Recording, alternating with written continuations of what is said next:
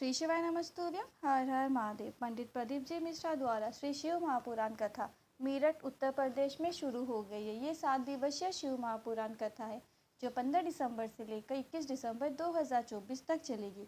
कथा आस्था टीवी और YouTube channel के माध्यम से लाइव देखी जा सकती है। कथा का समय है दोपहर को 1 बजे से लेकर शाम को 4 बजे तक। आज की शिव महापुराण कथा में गुरु जी ने 3 बिल्कुल नए उपायों की जानकारी दी, जिसमें वाणी से पानी को अमृत बनाने वाला एक विशेष उपाय शामिल है।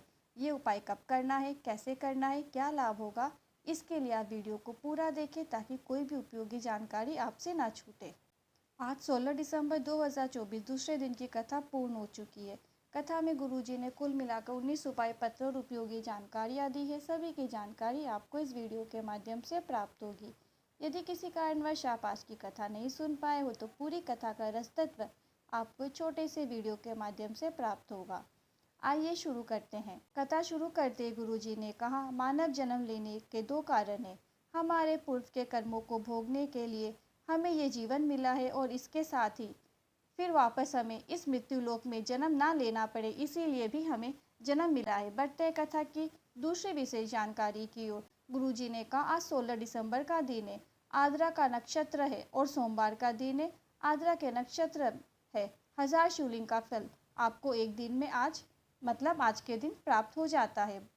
इसके साथ ही गुरुजी ने बताया, आज शिवलिंग का प्राण अवसर है और आपको आज के दिन की अत्यंत शुभकामनाएं। बढ़ते कथा की तीसरी विशेष जानकारी की ओर गुरुजी ने विशेष उपाय की जानकारी देते हुए कहा कि जीवन में कभी आपको ऐसा लगे कि आपको बहुत बड़ा रोग हो गया है, दवाइयाँ भी कार्य नहीं कर रही है, फिर भी आपकी बीमारी बढ़ती जा रही है, बीमारी बढ़ती ही चली जा रही है। शिव महापुराण की कथा कहती है, पानी को वाणी के माध्यम से अमृत बना लो। एक पात्र एक कलश में आपको जल भर लेना है या फिर आप एक कटोरी में भी जल भर सकते हैं।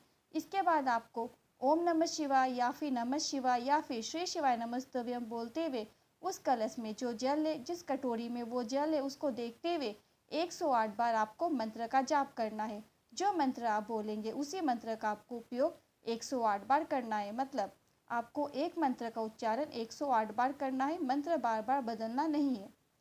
तो जब भी आप मंत्र का जाप करेंगे तो आपकी नज़र आपके कलश में जो जल है उसकी तरफ होनी चाहिए, यानी कि आपको जल को देखते हुए 108 बार मंत्र का जाप करना है। आप वाणी से पानी को अमृत बनाने का कार्य कर रहे हैं।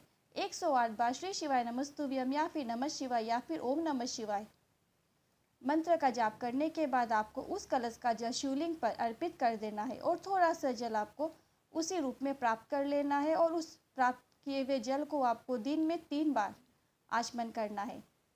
3 बार यानी कि सुबह, दोपहर, शाम को उस जल का आपको आचमन करना है। शरीर में दवाइयाँ लगना शुरू हो जाएगी, दवाइयाँ अपना कार्य करना शुरू कर देगी और आपको रोग मुक्ति अवश्य प्राप्त होगी। ये वाणी के उपयोग से पानी को अमृत बनाने का एक आसान सा तरीका है। बढ़ते कथा की चौथी विशेष जानकारी की ओर पूनम जी पत्र लेकर आई। मेरा बच्चा बचपन से बीमार रहता था, उसका शरीर में कोई ग्रोथ नहीं था, ना बोल पाता ना चल पाता। जांच हुई तो डॉक्टर ने कहा इसके दिमाग में ग्रोथ ही नहीं है। इलाज करते करते 4 से 5 साल निकल गए, बच्चा ठीक ही नहीं हुआ। फिर किसी के कहने पर, इतना आप डॉक्टर को दिखा रहे हो तो आप भोलेनाथ पर विश्वास रखते हुए शिवलिंग पर भी 1 लोटा जल चढ़ाना शुरू करो। हमने शिवलिंग पर जल चढ़ाना शुरू किया। थोड़ा सा जल प्राप्त कर लेते, उसका आचमन करवा देते। आपके शिव महापुराण कथा सुनना शुरू किया। श्री शिवाय नमस्तुभ्यम बोलते हुए जल चढ़ाते, प्राप्त किए जल को औषधि के रूप में बच्चे को आचमन करा देते। धीरे धीरे बच्चा ठीक होने लगा। अब बच्चा पूरी तरीके से ठीक हो गया है, बोलने लगा है, चलने लगा है, स्कूल भी जाने लगा है।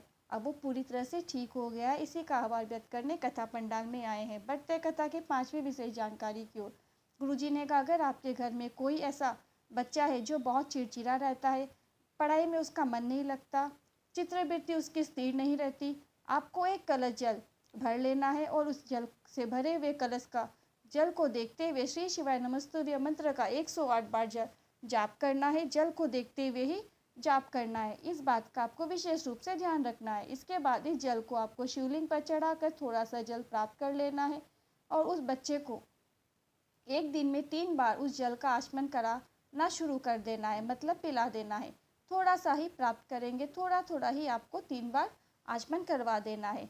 इससे बच्चे की चित्रवृत्ति जरूर स्थिर होगी। ये उपाय आप कभी भी किसी भी दिन से कर सकते हैं। बढ़ते हैं कथा की छठी विशेष जानकारी की ओर। गुरुजी ने कहा, जल का आचमन 3 बार क्यों करना चाहिए। इसके बाद गुरुजी ने कहा, त्रिलोकनाथ, त्रिनेत्रधारी, त्रिपुरधारी के 3 दर्शन मूल्य है। प्रातः के दर्शन जो हमारे जीवन को सतमार्ग बताता है और मंगल मार्ग की ओर लेकर जाता है। दोपहर के दर्शन जिससे हमारे जीवन से उलझनों से हमें बाहर निकाल देता है। और शाम के दर्शन हमें चैन की नींद सोना सिखा देता है और आनंद की नींद लेना सिखा देता है। बढ़ते हैं आज की कथा की 7वीं विशेष जानकारी की ओर। गुरुजी ने काफ़ी अच्छी लाइन कही। कहा, गरीब इतना हूँ कि एक गधा नहीं खरीद सकता, पर अमीर इतना हूँ कि रात को घोड़े बेचकर सोता हूँ। इसके बाद गुरुजी ने कहा कि दुनिया का सबसे सुखी व्यक्ति वो है जो सोने के लिए गोली लेने की इसकी आवश्यकता नहीं होती, ना ही उसे बाम लगाने की आवश्यकता होती है। बढ़ते कथा की 8वीं विशेष जानकारी की ओर। गुरुजी ने कहा, जन्म से अटल मृत्यु के बीच में आपको 100 बार मृत्यु आपके पास आती है, क्योंकि अटल मृत्यु में आदमी मर जाता है जो कि तय है, उसको टाला नहीं जा सकता। पर उसके बीच कई बार आप बीमार हो जाते हैं, कई बार एक्सीडेंट हो जाते हैं, कई बार मेंटल कोई डिप्रेशन हो जाता है, मेंटल टेंशन हो जाती है।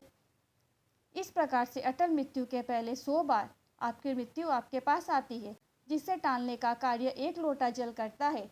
अगर आप शिवलिंग पर 1 लोटा जल अर्पित कर रहे हैं तो अटल मृत्यु तो तय है, पर वो तो आना तय है, पर उसके पहले जो मृत्यु आती है, जो कि लगभग 100 बार आती है, वो टल जाती है। बढ़ते हैं कथा की 9वीं विशेष जानकारी की ओर। गुरुजी ने कहा, अगर घर में कोई किसी की नहीं सुन रहा, घर में सभी आपस में झगड़े करते हैं, घर में कलह का माहौल बना हुआ है, आपको आपकी वाणी से पानी को अमृत बनाकर शिवलिंग पर अर्पित करना है। थोड़ा सा जल प्राप्त करके घर में लाकर पानी के पात्र में उस जल को डाल देना है। जब पूरे घर के सदस्य उस पानी के पात्र से जल पिएंगे तो सभी सदस्य आपस में मिलकर रहेंगे, प्रेम से रहेंगे, सबकी वाणी में मिठास होगी, मधुरता देखने को मिलेगी और घर से कलह दूर हो जाएगा। बढ़ते कथा की 10वीं विशेष जानकारी की ओर। गुरुजी ने कहा, काशी में रिसर्च की गई है जिसमें पता लगाया गया कि रुद्राक्ष में ऐसा क्या है जिसे पानी में गलाकर रुद्राक्ष का वर्णन देखने को मिल रहा है। अभी रुद्राक्ष विशेष है उपयोगी में कई लोगों बोलते हैं, हमें एक मुखी रुद्राक्ष मिल सकता है क्या। तो गुरुजी ने कहा, आज के समय में एक मुखी आदमी नहीं मिल सकता, तो आप रुद्राक्ष की बात कर रहे हो। फिर किसी ने पूछा, हमें कौन सा रुद्राक्ष पहनना चाहिए जो हमारे शरीर पर असर करे। तो गुरुजी ने कहा, हमें अगर हम रुद्राक्ष पहने या ना पहने, पर हमारी वाणी में, हमारी जिह्वा में मिठास रूपी रुद्राक्ष है तो वह कार्य करता है। वाणी में मिठास श्रेष्ठ है। आपकी वाणी मीठी होनी चाहिए। सामने वाले से बात करते समय हमेशा आपको अच्छे से और आदरपूर्वक बात करना चाहिए। अगर आप ऐसा करते हैं तो आप हर जगह सफलता प्राप्त कर लेते हैं। बढ़ते कथा के 11वीं विशेष जानकारी की ओर। गुरुजी ने कहा, शिव महापुराण कथा के अंतर्गत 1 से 14 मुखी रुद्राक्ष का वर्णन देखने को मिलता है। स्कंद पुराण में 1 से 21 मुखी रुद्राक्ष का वर्णन देखने को मिलता है। लिंग पुराण में भी रुद्राक्ष का महत्व वर्णन है और जो भी रुद्राक्ष उत्पन्न हुआ है वह शंकर जी के नेत्र से उत्पन्न हुआ है, इसीलिए सभी प्रकार के रुद्राक्ष का महत्व समान है और सभी महत्वपूर्ण है।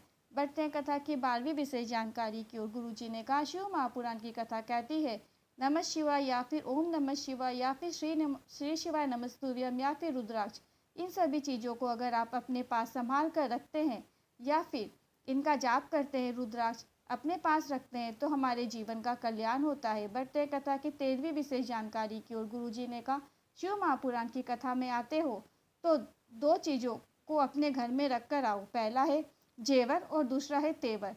बढ़ते हैं कथा की 14वीं विशेष जानकारी की ओर। गुरुजी ने कहा, अगर अपनी बेटी को कुछ देना चाहते हो तो अच्छे संस्कारों को, अच्छी शिक्षा को उसको दहेज के रूप में देना चाहिए। बेटी अच्छे से पढ़े, जीवन में उच्च शिक्षा प्राप्त करे, अच्छा पद अगर प्राप्त करे तो ऐसा आपको अपनी बेटी को काबिल बनाना चाहिए। बढ़ते कथा की 15वीं विशेष जानकारी की ओर। गुरुजी ने कहा, जब हम कथा करने आते हैं तो सबसे पहले व्यासपीठ में बैठने से पहले आप सभी को प्रणाम करते हैं, क्योंकि कथा करने वाले से ज़्यादा बड़ा कथा सुनने वाला होता है। बढ़ते हैं कथा की 16वीं विशेष जानकारी की ओर। गुरुजी ने कहा, जिस गांव में पानी की कमी होती है वहाँ की फसल बिगड़ जाती है और जिस घर में संस्कारों की कमी होती है वहाँ की नस्ल बिगड़ जाती है।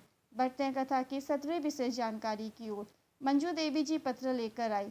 15 साल का बेटा और 16 साल की बेटी थी। मेरे बेटे को ब्लड कैंसर हुआ और उसकी मृत्यु हो गई। बेटी थी, मैं बहुत निराशा रहती थी कि मेरा बेटा चला गया। डॉक्टर को दिखाए तो डॉक्टर ने कहा कि अब संतान नहीं हो सकती। मैंने मैनपुर की कथा पंडाल में बैठकर सुनी। मेरा बेटा वापस आ जाए ऐसी कामना करते हुए मैंने कथा पंडाल में सुनी। बाबा ने मेरी सुन ली। मुझे पुत्र रत्न की प्राप्ति हुई है। इसी का आभार व्यक्त करने कथा पंडाल में आई हूँ। बढ़ते हैं कथा की 18वीं विशेष जानकारी की ओर। ज्योति जी पत्र लेकर आई। हमारा जानवर के दवाई की दुकानें जो कि कोरोना के कारण बंद हो गई। बीच में कोई हमारा पैसा भी लेकर चला गया, खाने के भी लाले पड़ गए। कर्जा बढ़ता चला गया, बीमारियों का भय बना रहता था। किसी के कहने पर आपकी कथा सुनना शुरू किया। परिवार में ऐसे किसी ने कंकर रूपी शंकर का पूजन करके हमें कंकर रूपी शंकर लाकर दे दिया, रुद्राक्ष लाकर दे दिया। रुद्राक्ष का जल हम शिवलिंग पर चढ़ाते और उसका आचमन करना शुरू किया। शिवरात्रि में पार्थिव शिवलिंग का निर्माण करके उसकी पूजन अर्चन की। बेलपत्र को अपने पास रख लिया। बाबा ने 3 महीने के अंदर ही हमारा हाथ पकड़ लिया है, कर्जा भी चुक गया है। इसी का आभार व्यक्त करने कथा पंडाल में आई हूँ। बढ़ते हैं कथा की 19वीं विशेष जानकारी की ओर। कविता भाटी जी पत्र लेकर आई। मेरे देवर की तबीयत बिगड़ गई। उनकी शुगर 500 के ऊपर चली गई। किडनी ने कार्य करना बंद कर दिया, लीवर भी बेकार हो गया, शरीर को वेंटिलेटर में डाल दिया गया और डॉक्टर ने डायलिसिस की बोल दी। किसी के कहने पर मंदिर जाकर शिवलिंग पर जल चढ़ाकर थोड़ा सा जल प्राप्त करके अपने देवर के मुख में लगा दिया। दवाइयाँ भी खाई। डॉक्टर ने अपना कार्य किया, उन्हें वेंटिलेटर से नीचे उतार दिया गया। देवर ठीक हो गया है। डायलिसिस की भी आवश्यकता नहीं है। इसी का आभार व्यक्त करने कथा पंडाल में आई हूँ। बढ़ते हैं कथा की 20वीं और अंतिम विशेष जानकारी की ओर। गुरुजी पंडित प्रदीप जी मिश्रा की आगामी शिव महापुराण कथा रायपुर छत्तीसगढ़ में होने वाली है। कथा का प्रॉपर एड्रेस देखने के लिए आप इस वीडियो के एंड तक इंतज़ार कीजिए। आपको एंड में एक वीडियो दिखाई देगा, उसमें आप क्लिक कीजिए और जाने की पूरी कथा का प्रॉपर एड्रेस क्या है और यहाँ तक कि आप कैसे वहाँ पहुँच सकते हैं। मेरे द्वारा दी गई जानकारी ज़रा भी हेल्पफुल लगी हो, ज़रा भी उपयोगी लगी हो तो अधिक से अधिक लोगों के साथ शेयर करें। फिर मिलती हूँ नए वीडियो में, तब तक के लिए श्री शिवाय नमस्तुभ्यम। हर हर महादेव।